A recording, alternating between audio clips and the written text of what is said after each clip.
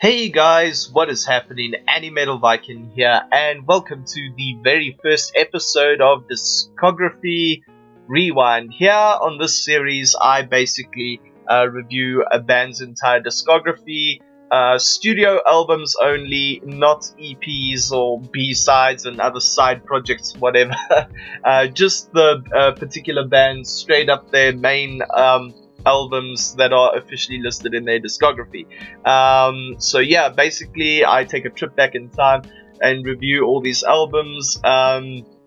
See if they kind of still hold up today, if they're still worth checking out, and whether if you've never heard of them before, whether you should be checking them out. So that's basically the purpose of this show. So I thought I would begin this discography rewind with a band that I've recently gotten into, and I've thoroughly enjoyed every album up until this year's release, which will probably be in my top 10 metal albums of 2017 video that will be released either at the end of the year or at least at the very beginning of next year. So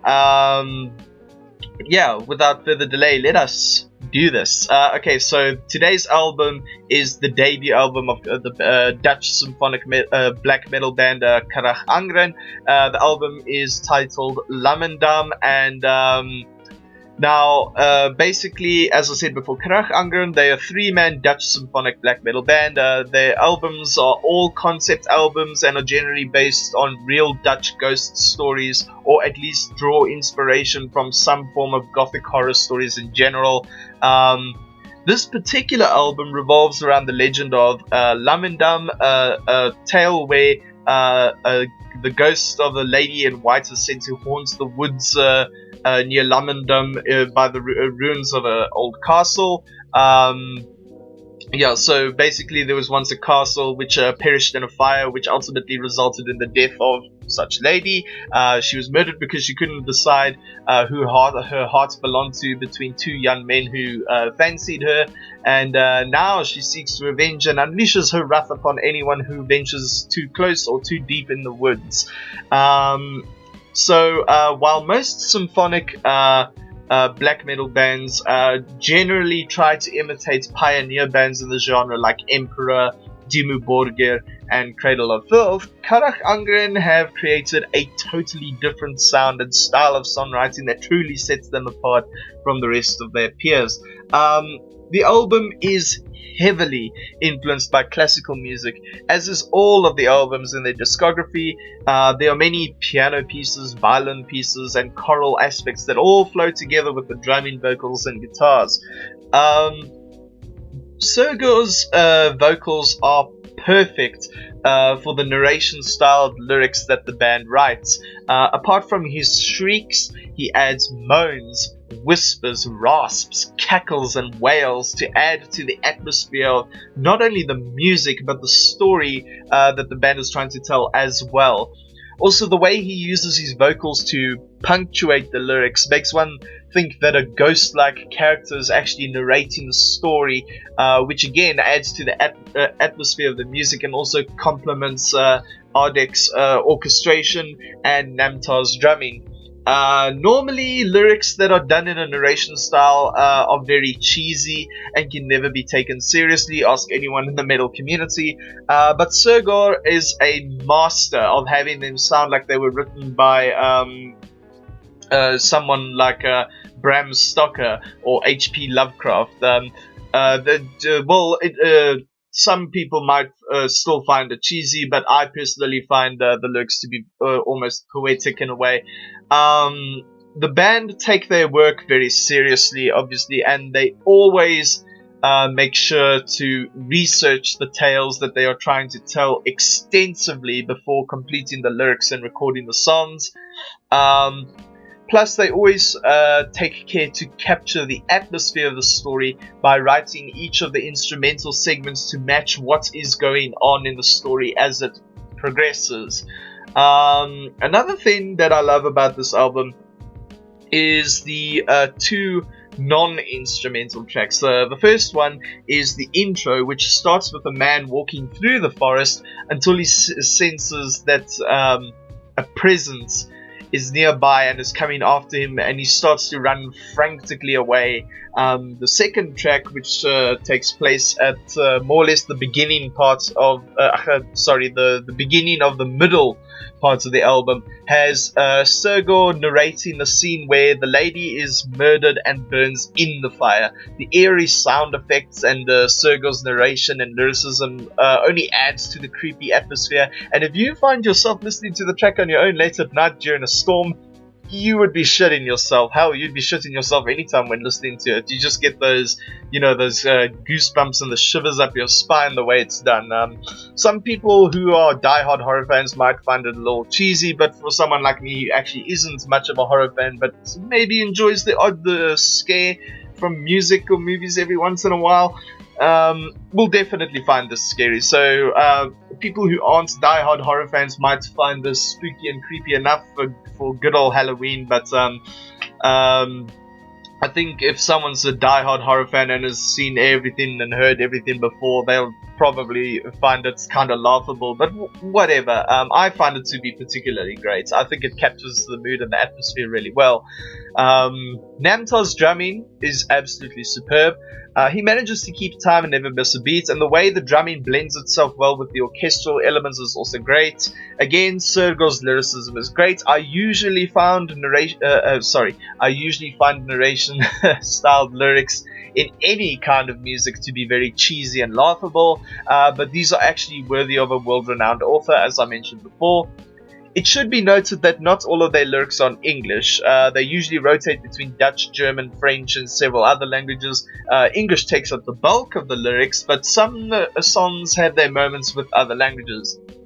Ardek's orchestrations are definitely worthy of the likes of composers such as Mozart, Beethoven, and Bach. The way everything just flows and blends well together and actually complements the guitars, vocals, and drumming is just further indication of good songwriting. There's nothing worse in music than having one element drown out all the other elements, and Ardek's compositions never do such a thing. Everything can be clearly heard, and each track flows into each other magnificently, just like it would when you listen to a concerto or symphony by a classical composer, and everyone gets a chance to shine. The drummer gets a chance to shine, the guitarist gets a chance to shine, and obviously Ardek himself gets a chance to shine. Everything flows into one another naturally. The album just drips and oozes with an incredibly haunting and spooky atmosphere. It really pulls the listener in, and despite some of the tracks exceeding the 5-minute mark, the album is over before you know it, which is the only real complaint I have about this album. The vocals are an absolute treat and are probably the absolute best that I have heard from the black metal genre as a whole.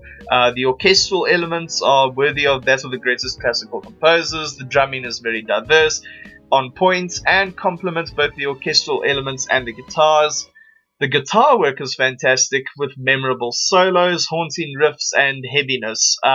If you are a fan of bands like Dimmu Borgir, Emperor, and Cradle of Filth, then you enjoy classical music or orchestral horror music, then this is the album for you.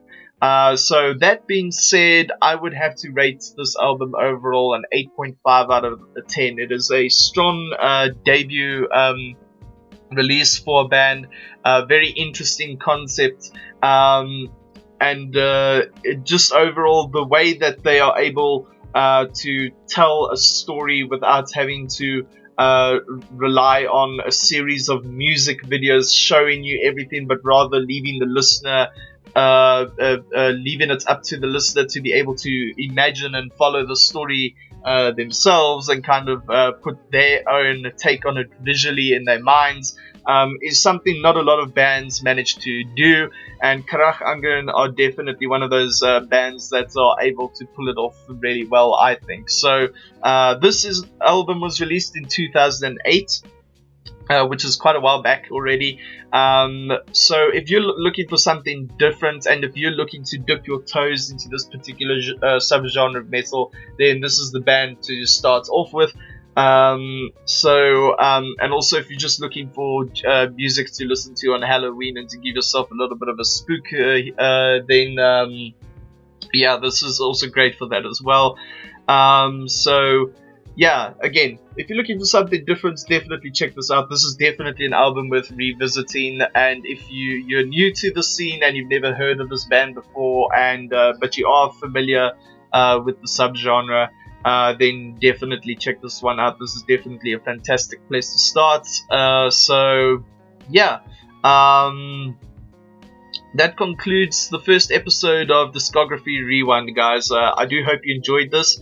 If there is another band that you would like me whose discography you'd like for me to review, then be sure to check out my Patreon page. My Patreon page has a whole bunch of rewards tiers and details as to how you can submit your suggestions for reviews will be over there. So check that out. Also, if you have any thoughts and opinions on this particular album or on Carach Angren in general, be sure to leave it in the comments below. Also, if you like this video, be sure to give it a thumbs up, subscribe, and share it with your friends. Also, be sure to follow me on all my social media pages. I have a Facebook, you can follow me there. I have a Twitter, which you can also follow me on. I have my anime list, so if you want to send me a friend request over there, you can send me a friend request over there. I have a subreddit now, so if you want to have more in-depth discussions about my videos, then you can subscribe to my subreddit and go follow me there. And finally, I have a VidMe now because YouTube are shadow banning people and blacklisting channels, etc., just for certain tags and titles in their videos. So in the event that any videos get taken down, you can go over to VidMe and you can watch my videos over there. So yeah, that pretty much concludes everything. So thank you so much, guys, for tuning in, and until the next episode, take care of yourselves and have a kick-ass day.